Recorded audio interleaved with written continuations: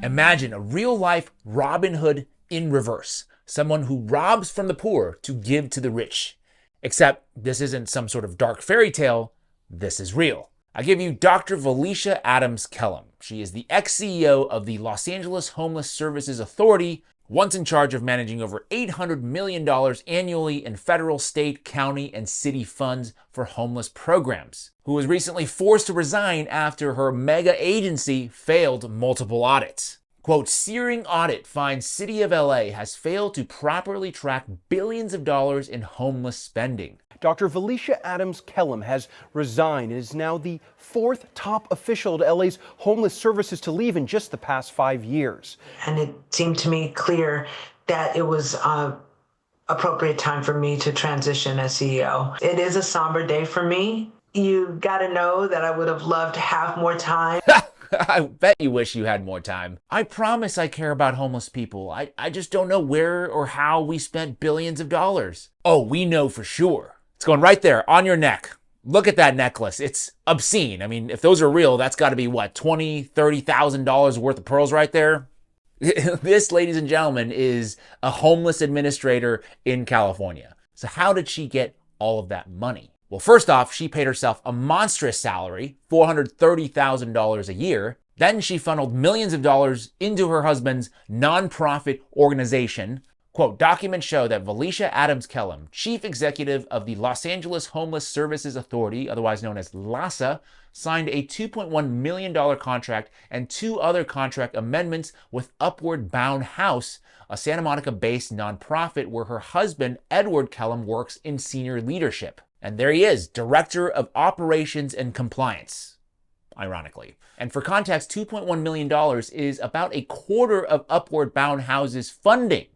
So Valicia funneling money to his organization is kind of important, shall we say, for the continued viability of said organization that has been accused of not doing anything. Okay, Haley of Van Nuys wrote on Yelp, quote, personally, I feel sorry for all the new homeless families coming into this program thinking they're going to get help when they're not. That place isn't there for helping people. It's a sad money trench with a homeless face to back it up. Don't donate and stay as far away as possible. Now, Adams Kellum has denied wrongdoing. A LAHSA spokesperson told LAist that the contracts had inadvertently ended up in front of Adams Kellum to sign, except she's done it 3 separate times. Is that incompetence or straight negligence? I'll let you decide. But I will give you this statistic. Last year, the agency spent over $367 million to house 878 people. That's over $400,000 per person. For that price, you could literally buy each person a small house. And if that doesn't sound sketchy enough, oh, it gets worse. According to documents released by a whistleblower, for her annual holiday party, Adams Kellum, she really wanted to booze it up apparently and demanded that taxpayers pay for her open bar. But when her associate refused, citing it as a, quote, improper use of public funds, she became, quote, visibly angry and then ended up terminating her employment. That's not only petulant, but also potentially very illegal behavior. After that, she started hiring her friends and family, with whistleblowers alleging that, quote, Adams Kellum pushed out experienced staff to hire unqualified friends and former subordinates from her previous job into high-level, high-salary LAHSA roles. And then when the chickens started coming home to roost, she tried to cover her tracks by, quote, destroying public records. And also arranging to pay hush money, $800,000 to silence whistleblowers. That's $800,000 of my money and your money. It's time to start selling these pearls, girl, because I have a feeling that you're going to need some of that money to hire legal representation. Oh, but I'm not done just yet. I have more for you. In a last-ditch effort to save her job, a few months ago, she was caught omitting a bunch of data to make it seem like the homeless numbers were going down.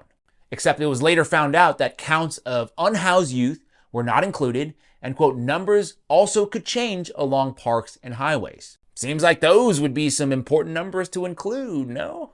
Anyway, by now you must be wondering how she even got this job in the first place. Well, according to the LA Times, Adams Kellum and LA Mayor Karen Bass have, quote, known each other for decades. And that Bass's daughter, Yvette Lechuga, worked with Adams Kellum at St. Joseph Center, the nonprofit she ran during the pandemic.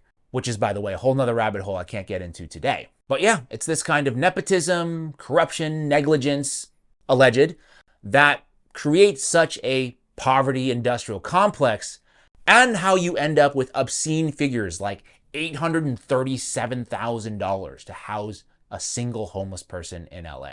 The sad part is, this wasn't an inevitability. There were, and I'm sure still are, some people who want to do the right thing. For example, back in 2022, her predecessor at Lecia, a woman named Heidi Marston, tried to reform the agency by suggesting pay raises for the lower level employees who actually do the work, while freezing the pay of executives. And for that, she was pushed out.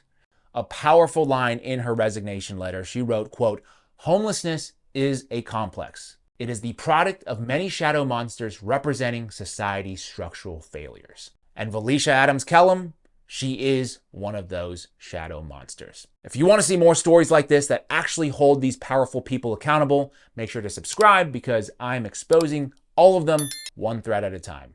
My name is James Lee. This is the 5149 Show. Thank you so much for watching.